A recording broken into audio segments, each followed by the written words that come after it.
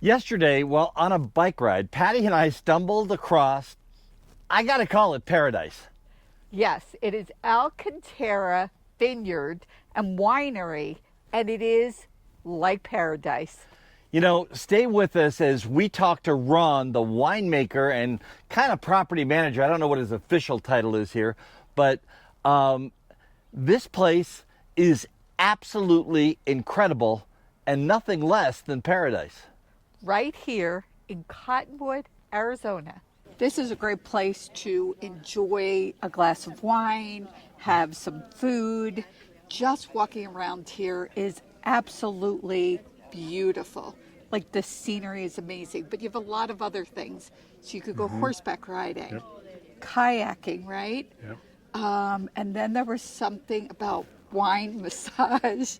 We can do massage in the vineyards. So yeah, if you want to spend the day out here, there's a lot of activities. Pick a place. You could go to the chapel. You could go to the beach. You could go into our bridal suite and get a massage. We do couples massages, not just singles. We have horses on that far corner of the property that you can do a vineyard horse ride. A lot of them are evening at sunset. And we have kayaks. So the Verde River goes around our property. The Oak Creek meets it over here at the confluence. And then that is what people do. They take a ride down, and then when they're done with that, they come to the tasting lawn and then get a credit and get to enjoy the wine. Not only is this an amazing vineyard, but you're using sustainability efforts to keep these vines, healthy and, producing grapes. Mm-hmm. So tell us about some of these things that you're doing to sustain these grapevines. Part of it is just looking at the landscape and what's been here. We're in a desert. We're trying to grow grapes. They grow most anywhere, but to keep them producing, you want to be able to have soil health. And soil health is really important. And if you look out into the desert plants that have been there, they've just survived. You don't put an oak tree in the middle of the desert, it's not going to survive. It doesn't have the nutrients, doesn't have the water, and so forth. So what we do is we have a lot of cover crops going on. We have barley, and we have rye, and we have crimson clover and other things. And we put it down at different times of the year. This is kind of our winter crop you see right now. But we're taking a soil that is old and blanched and sandy and caliche and limestone. We have some clay here, and we're trying to kind of put that nutrients back. So part of the sustainability, if you want to say, this basically here is millings from Route 66. So up in Flagstaff, we have a road that was being chewed up and new asphalt's going down for safety. Well, they usually just pile this up somewhere and then use it for miscellaneous things. We actually contracted with them to take it, so we bought it from them, and we've paved or milled all of the roads around here to reduce dust and dust mites, which increases my production. So my wine yield, grape yield's going to go up because of it. We are in the wine cellar right now, and there is, I'm going to say 80 barrels. How many barrels are in here? Well, one time we got 150 barrels are in here right now. We heard from the peanut gallery. And each barrel is marked. Let's talk about what this means right here. What this means, this gives us a year. So we bought this from someone else that was used. We bought it. When you say you mean the barrel? This or the wine? The barrel. The barrel itself. The barrel itself. Okay. The barrel itself. This tells us kind of what these people who owned it before us usually purchased new, and their description of what was in there, and they have notes and they have logs. Right.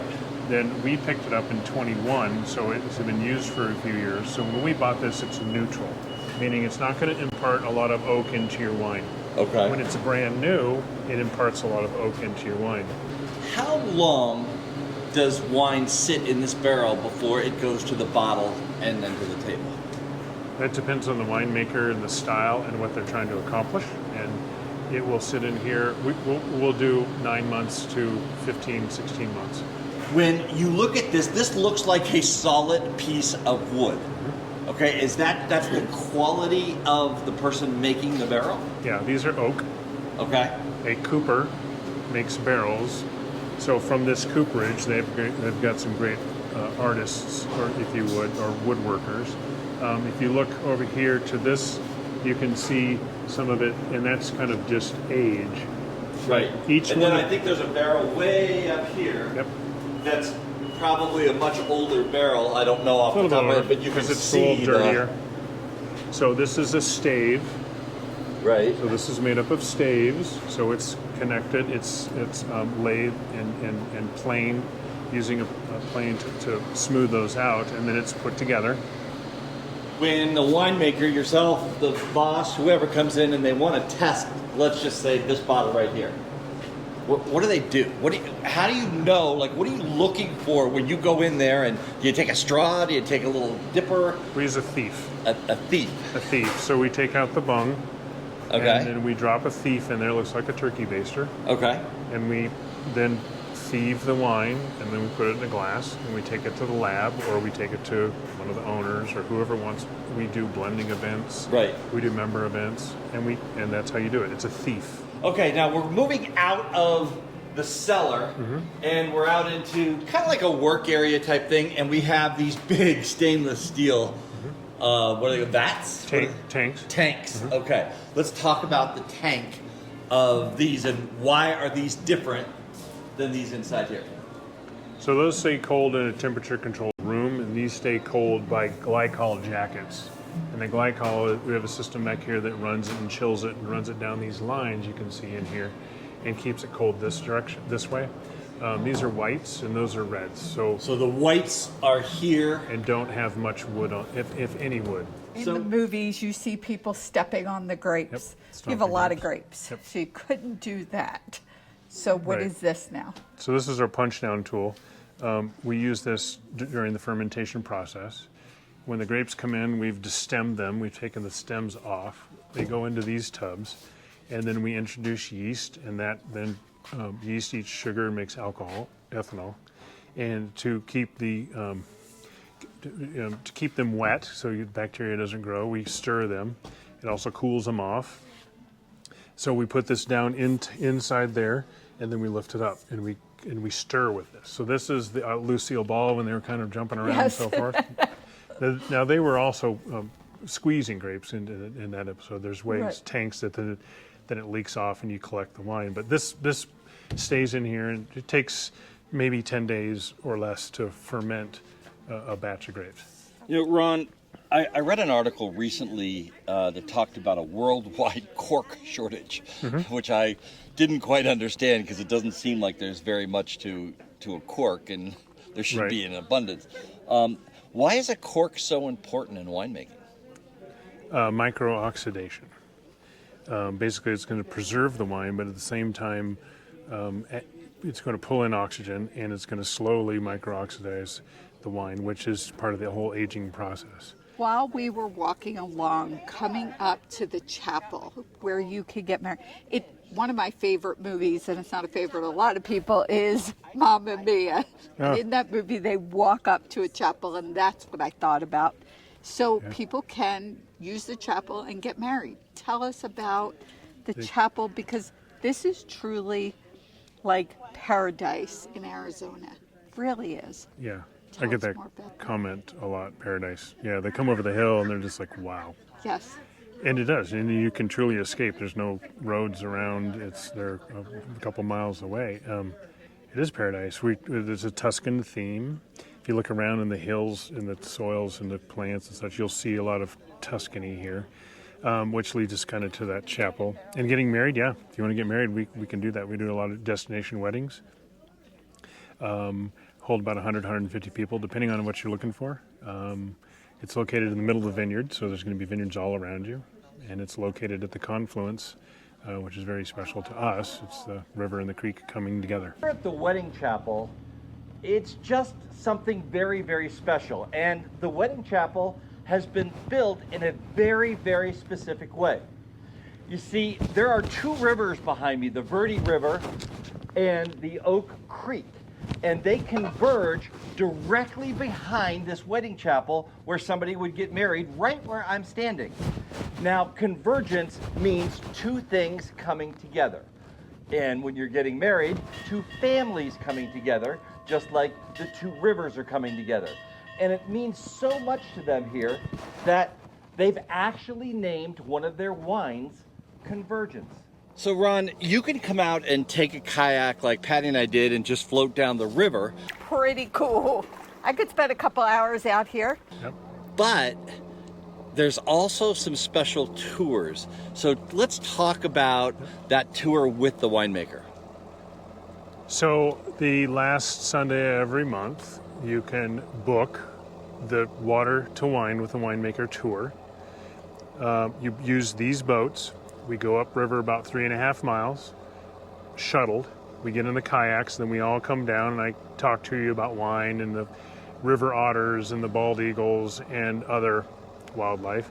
And we get to know each other. It's kind of an icebreaker. Right. And then when we beach, then we all change clothes and go back up to the winery, and we then go into the cellar and we talk more wine and we drink. And I actually thief from the barrels and we talk about blending in different parts of the world and their wines and how our wines are different and the terroir and so forth. A day in paradise. I don't think there's any other way to say it. Alcantara Vineyards, and this is right in Cottonwood, Arizona. We're staying at the campground and we stumbled upon this amazing place. You know, telling the story about riding the bikes, we went for a bike ride yesterday and we saw a sign that said Vineyard, and we drove down and we came around the corner and saw this where we are sitting right now. Oh my goodness, it's incredible. This is truly an amazing place, a must-see. This is truly one of those hidden gems that we just didn't expect to find. No, we really didn't. And you know, recapping, I know that you've seen everything that we've done here, but you know, they have kayaking and they have special kayak trips, and there's ruins water on to the wine. way. Ruins along the water and going with the winemaker. And you know, Ron, thank you so much for what a great day we had spending with Ron. The wedding chapel here, just amazing. Horseback riding. And let's not forget massages. So you could go out in the winery, you could go in the open, it's like an open air chapel. You can go back in the bridal suite and have a massage. That's something I'm going to have to try. I'll tell you what, I'm thinking about having that massage in the middle of the winery out there in the middle of the vineyards. And live music here on the patio where you can get a glass of wine and eat. Food is all made. They have a garden that is sustainable and organically grown, which they use in their food. It's just wonderful. I don't know. It's going to be really hard to get up and leave. I mean, our Explorer 1 is only about a mile over the hill, with really the adjacent property to this. You know, if you want to put 10 years on your life, just come and spend an afternoon here. The wedding venue here is one of the most beautiful wedding venues I've ever seen in my life. So this is just something, if you're going to come to this area, even if you're not going to come to this area, Come just for this. Come just for this. Yes. You know, Yeah. we classify this as one of our hidden gems, and we only have a couple of those, but this place is absolutely incredible. From Cottonwood, Arizona, I'm Dan Hunt with my incredible wife, Patti Hunt, saying have a great rest of today. And an even better day tomorrow.